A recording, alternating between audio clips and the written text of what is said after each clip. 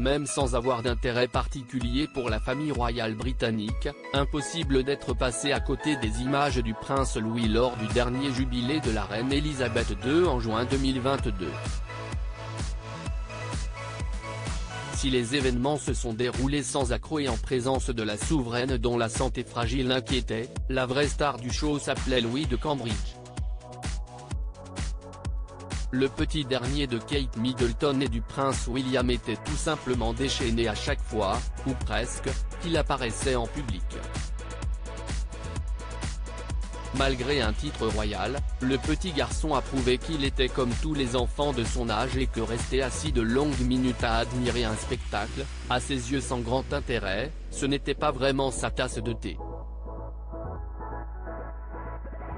En pleine croissance, le petit Louis, 4 ans, déborde d'énergie. Si pour les événements officiels en marge du jubilé, le frère de Charlotte, 7 ans et George, 9 ans, devait se contenir, à la maison, Louis est libre de faire ce qu'il veut.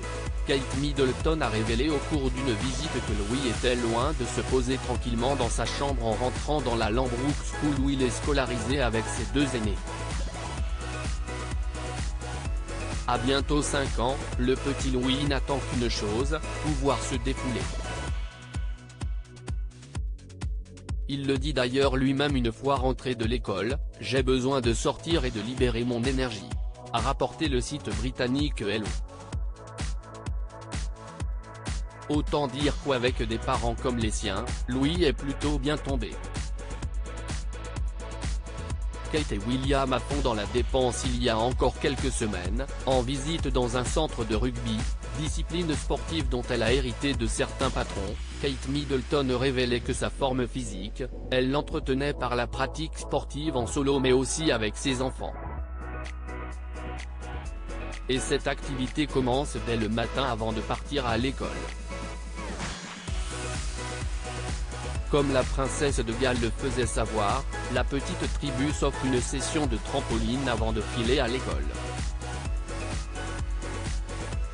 Un autre moyen de canaliser l'énergie de Louis avant même de passer les portes de sa classe. Si même après s'être dépensé le matin, le petit garçon ressent le besoin de se défouler autant en rentrant à la maison, on n'ose même pas imaginer les jours où il n'a d'autre choix que de scènes passées. Ce sont les maîtresses qui doivent être contentes.